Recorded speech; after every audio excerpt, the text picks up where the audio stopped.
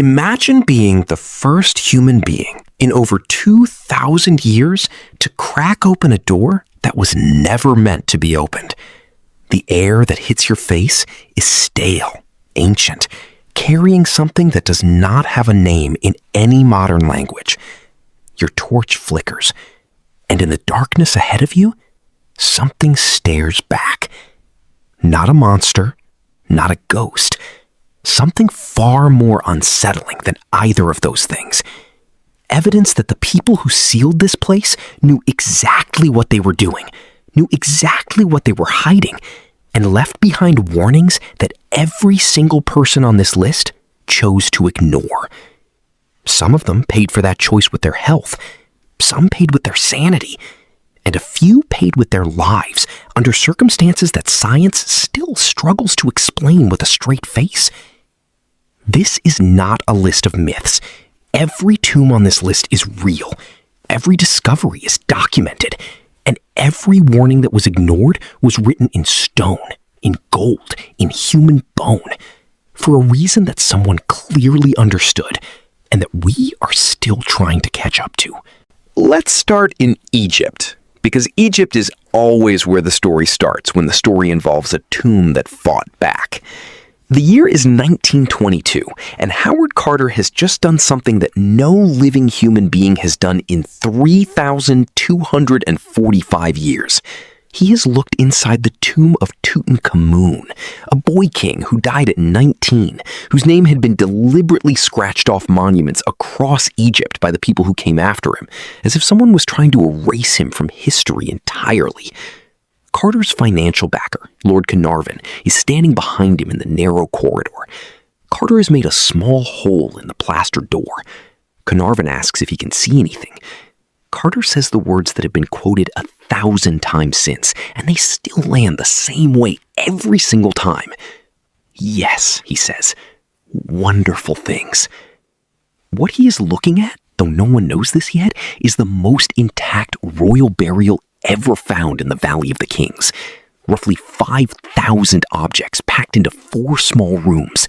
Chariots, gilded couches shaped like animals, a golden throne, canopic jars, shabti figures by the hundreds. And at the center of it all, a series of nested coffins, one inside the other like a golden Russian doll. The innermost one made of solid gold and containing the mummified body of a king who had been waiting in the dark for over 3,000 years. Lord Carnarvon died 5 months after the tomb was opened. The official cause was blood poisoning from an infected mosquito bite. But here is the detail that the official report does not dwell on for long. When Carnarvon's body was examined, there was a wound on his left cheek from the mosquito bite. When Tutankhamun's mummy was later unwrapped and examined, there was a lesion on the mummy's left cheek in the exact same position. That is the kind of coincidence that stops a room cold. And Carnarvon was not alone. Arthur Mace, one of the archaeologists who helped Carter open the inner chamber, developed a mysterious illness shortly after and never recovered. Sir Archibald Douglas Reed, the radiologist who x-rayed the mummy, died 3 days after completing his work. The list kept growing. The press began calling it the curse of the pharaoh, a phrase that Carter himself dismissed loudly and publicly.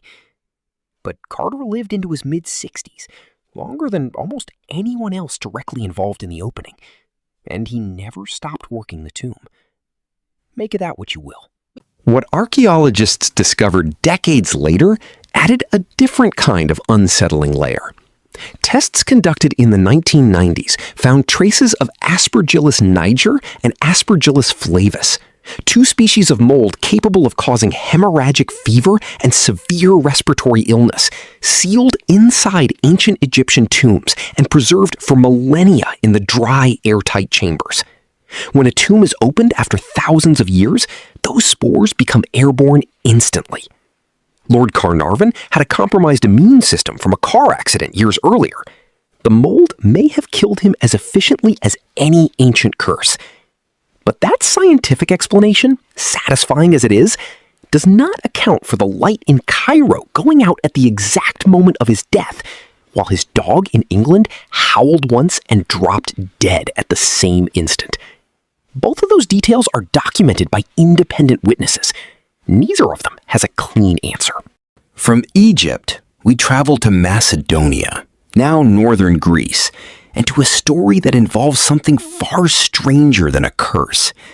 It involves the moment when a human skeleton confirmed something a writer had recorded 23 centuries earlier with the precision of a modern medical file. The year is 1977. An archaeologist named Manolis Andronikos has spent years excavating a grass-covered burial mound in the region of ancient Aigai, the first capital of the Macedonian kingdom. On November 8th of that year, he breaks into a chamber that has never been looted, never been touched, perfectly sealed since 336 BCE. His diary entry that night was not triumphant. It was quiet. He wrote that he could not speak, because what he found inside was not just gold, though there was gold everywhere. There was a golden box bearing the 16-pointed Macedonian star, used exclusively by the royal Argeade dynasty. Inside the box, wrapped in purple and gold cloth, were cremated human bones. A golden diadem of extraordinary craftsmanship sat beside them, and among the grave goods were 5 miniature ivory portrait heads, each no larger than 2.5 centimeters, each carved with individual features. One of them had a damaged left eye socket. Ancient sources recorded that Philip II of Macedon, father of Alexander the Great, lost his right eye to an arrow at the siege of Methone in 354 BCE. The portrait head matched exactly. But it was the bones that ended the debate entirely. Forensic analysis identified a healed wound on the left knee consistent with chronic infection following a deep penetrating injury. The kind a lance leaves, the kind that shortens a leg, the kind that causes a permanent limp. Multiple ancient writers had independently recorded that Philip II walked with a limp from a lance wound to his leg. The bones confirmed it 2,300 years later. And then there was the armor. Among the grave goods was a shin guard, and the left one was shorter than the right. Someone had manufactured armor specifically sized for a leg that injury had shortened. That detail appeared in no ancient text. It was simply there in the tomb, waiting quietly for someone patient enough to measure it. Now we go somewhere that makes the tombs before it feel almost comfortable. We go to Peru, to a pyramid in the Lambayeque Valley, and to a burial that archaeologist Walter Alva described in 1987 as the richest discovery in the history of the Americas. He was not overstating it. But the gold was not the most disturbing thing he found. The Moche civilization flourished on the northern coast of Peru between roughly 100 and 800 CE. They left no writing we have decoded, but they left extraordinary painted ceramic vessels depicting their ceremonies in almost photographic detail. Ritual combat, sacrifice, rulers conducting ceremonies on pyramid summits. The vessels were visual records of a culture that understood the relationship between power and death in ways we are still working out how to categorize. When Alva descended into the burial at Wakarahata, he found a lord interred with over 400 individual artifacts. A gold and silver back flap weighing a kilogram. A feathered headdress with a golden crescent frontpiece nearly 60 centimeters wide.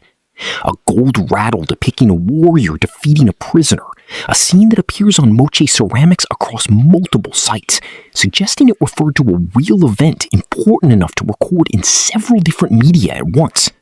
The tomb held 8 individuals, the Lord himself, 3 women believed to be companions, 2 male guards, a child, a dog, all apparently given to accompany the ruler.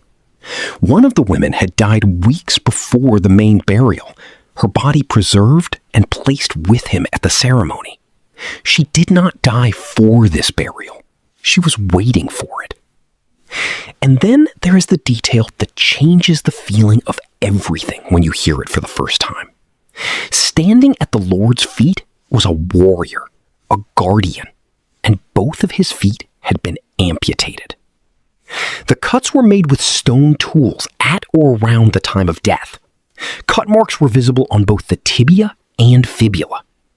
He was bound to his post by the most literal means possible. He could not walk away. Someone had made absolutely certain of that. No other Moche burial ever found includes a guardian whose feet were removed. Not one. In a culture that documented its own rituals across thousands of ceramic vessels with extraordinary specificity, this appears exactly once in this tomb for this lord. Some researchers ask whether the guardian chose this, whether the role was accepted voluntarily and the amputation was the mark of that acceptance, rather than its imposition. If so, what did he believe was waiting on the other side that made it worth it? There is a tomb in the Valley of the Kings that most people have never heard of, which is remarkable because it is the longest, the deepest, and by many measures the most extraordinary royal tomb ever carved into Egyptian bedrock. It belongs to Seti I, father of Ramses the Great. It descends 137 meters into the rock and drops more than 30 meters below the valley floor. Its painted walls hold the complete text of the Book of What Is in the Underworld, the Book of Gates, and the Litany of Ra, more religious text than any other royal tomb in Egypt contains. The burial chamber ceiling is painted with the full Egyptian night sky, accurate enough that modern astronomers have used it to verify star positions from 3,000 years ago. And at the very bottom, past the burial chamber, past the final corridor, there is a shaft that descends further into the limestone than any instrument ever sent down there has reached. Giovanni Belzoni broke into this tomb in 1817. He was an Italian explorer and former circus strongman turned archaeologist, not known for sentiment. But when he entered the burial chamber of Seti I, he wept. He found the alabaster sarcophagus carved from a single translucent block, its interior texts glowing when backlit. He documented the ceilings, and he found the descending passage ending in a pit whose bottom his torches could not illuminate. 2 centuries later, that pit has no confirmed bottom. Geological surveys confirmed the lower sections flooded repeatedly in antiquity, water working through the limestone and obscuring whatever lies at the end. A 2007 inspection concluded that unstable geology made safe excavation impossible with existing technology. The mainstream explanation is cosmological, the pit representing a symbolic connection to the primordial waters Egyptian theology placed beneath the earth. That interpretation is satisfying, but evidence of construction activity in the lower section appears to post-date the burial chamber above it. Someone kept digging after the king was already interred, after the funeral, after the sealing. Someone returned to a tomb that should have been closed forever and kept going down. The tools to discover why exist.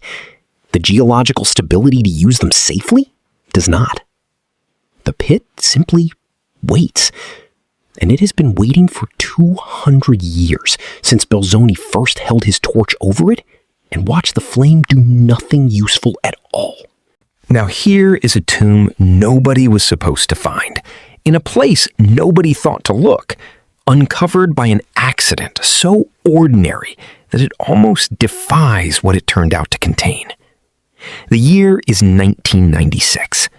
A security guard at the Temple of Alexander the Great in the Baharia Oasis, 370 kilometers southwest of Cairo, lets his donkey wander off.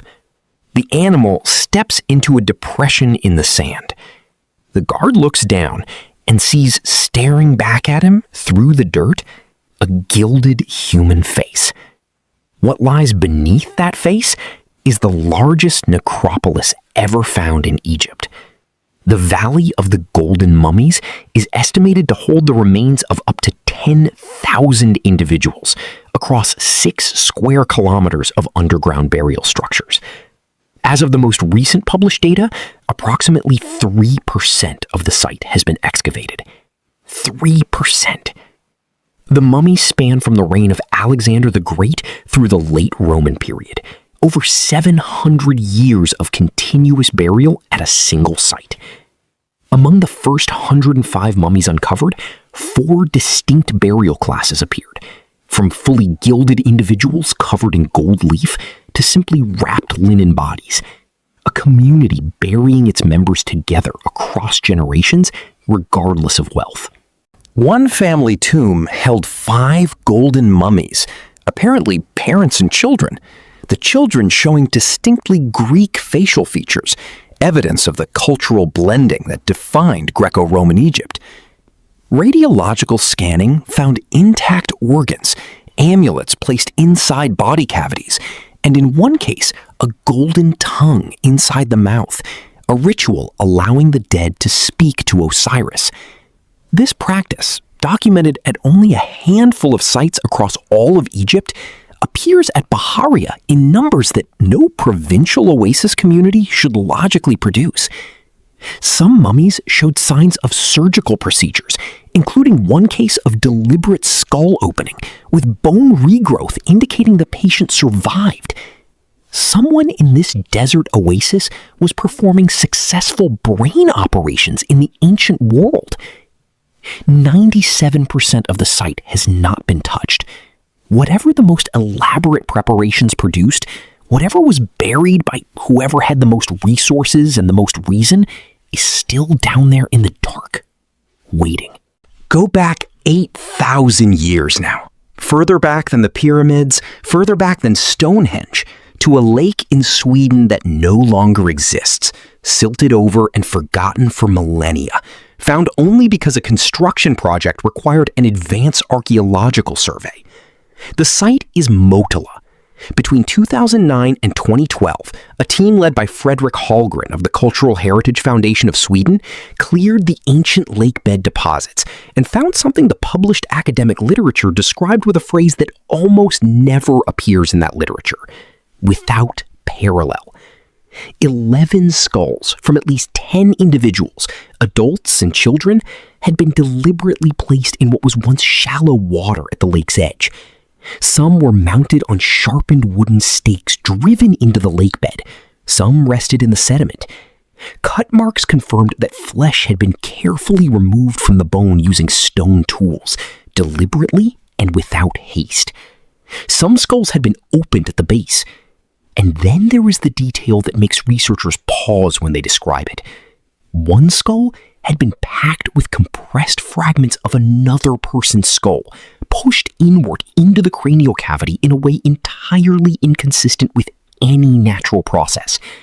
Someone took pieces of one person's skull and placed them carefully inside another person's skull, then put both of them underwater on a stake 8,000 years ago. Nothing like this has been found anywhere else in Europe from this period. Not anywhere. The Mesolithic hunter-gatherers of Scandinavia had been assumed to maintain relatively simple ritual practices. Motala forces a complete rethinking of that assumption. The water likely served as a boundary, a threshold between the living world and whatever this community believed lay beyond it. The packed skulls suggest not a vague belief about human remains, but a very specific belief about what these two particular people together could accomplish or prevent or hold in place on the other side of that boundary. We cannot access that belief. We only have the act, preserved in bone and lake sediment for 8,000 years, waiting for someone honest enough to look at it and say, "We do not know what this means." What was the relationship between those two people? Were they enemies? Were they bound together in life by something that required them to be bound together in death? Were they from the same family or from rival communities? Every possible answer raises a new question, and none of the questions have answers. That is what makes Motala different from every other site on this list. The others leave us wondering what is still hidden. Motala leaves us wondering whether we would even understand the answer if we found it. Back now to a stone mound in Ireland, built 5,000 years ago by farmers with no metal tools, no writing, and no wheels, 3 centuries before the Great Pyramid of Giza. Newgrange sits on a bend in the River Boyne, and it contains 200,000 metric tons of material built from alternating layers of turf and stone. The 97 curbstones surrounding it weigh up to 10 metric tons each and were hauled from sources 70 kilometers away. The white quartz stones on its face came from mountains 50 kilometers south across open water. The inner chamber has stayed completely waterproof for 5,000 years through an interlocking stone technique that needs no mortar, no sealant, nothing we would recognize as modern construction. On December 21st, 1967, archaeologist Michael O'Kelly stood alone inside that chamber before dawn after hearing local stories about a possible light alignment and deciding to check it himself. When the sun rose, a blade of light entered a narrow opening above the entrance, traveled 19 meters down the passage in complete darkness, and filled the burial chamber with gold for exactly 17 minutes. Then it was gone for another year. O'Kelly wrote later that he was entirely unprepared for what he witnessed. He did not elaborate. He did not need to. The alignment has been confirmed to within less than 1 degree of accuracy. Building to that precision across multiple generations with no written plans and no way to test whether it worked until the structure was complete requires a collective sustained intelligence that does not fit the story we normally tell about people who lived this long ago. And now, the hill in China. 76 meters high, 350 meters wide at its base, sitting above a burial complex in Shaanxi province covering 98 square kilometers. Beneath it, 30 meters underground, the first emperor of China has been sealed for 2,200 years in soil saturated with mercury at concentrations 100 times above the surrounding ground.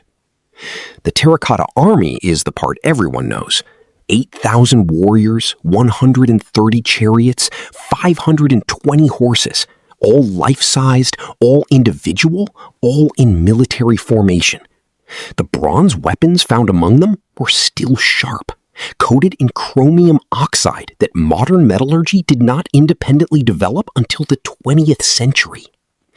But the army is only the outer guard. A historian named Sima Qian, writing a century after the emperor's death, described the interior of the actual tomb. Palaces built to scale, crossbows rigged to fire at intruders, and rivers of mercury flowing mechanically through the burial chamber representing China's great waterways. For centuries, this was treated as exaggeration. Then, in 1981, soil tests came back with mercury concentrations 100 times higher than surrounding soil. In 2016, geochemist Duan Qingbo confirmed the concentrations were arranged in the exact geographic pattern Sima Qian described, matching a 2,000-year-old written account with a precision that has no innocent explanation. Remote sensing in 2020 revealed a palace structure 30 meters down, with 4 perimeter walls still intact. The emperor's body, if preserved in that mercury environment, would present conservation challenges beyond anything technology currently handles. So, the hill sits, the walls hold, and the man who began planning his own afterlife at the age of 13 keeps waiting for someone ready to open the door without destroying everything on the other side of it. Here is what connects every tomb on this list. Every single one was sealed by people who knew exactly what they were doing and exactly why. The builders of Newgrange held a solar alignment in their heads across generations without writing a single word of instruction down, and their knowledge outlasted every civilization that did write things down. The engineers under that hill in China created mercury rivers in a sealed underground space and preserved weapons with a chemical process we only rediscovered in the modern era. The Moche created a guardian so permanent that his permanence was made physical and irreversible. Every one of these cultures poured its greatest intelligence, its most careful attention, its most refined materials into the construction of a threshold, into the physical architecture of whatever they believed came next. The tombs we opened answered questions we brought with us and raised questions we had not thought to ask. The bones of a Macedonian king confirmed a limp described in texts written by men who had watched him walk. Mercury under a Chinese hill confirmed a description written a century after the sealing by a man with no way to verify what he was recording. Sima Qian was right about the Mercury. He may be right about everything else. And if he is, there is a world inside that hill built at the cost of 700,000 lives that has been sitting intact waiting for us to be ready. We opened these tombs. Some of them answered. Some of them pushed back. And some of them, the deepest ones, are still answering. The only honest thing left to say is that we are at the beginning. The doors are still opening. And whatever is waiting behind the ones we have not yet reached has had a very long time to prepare for the moment we arrive.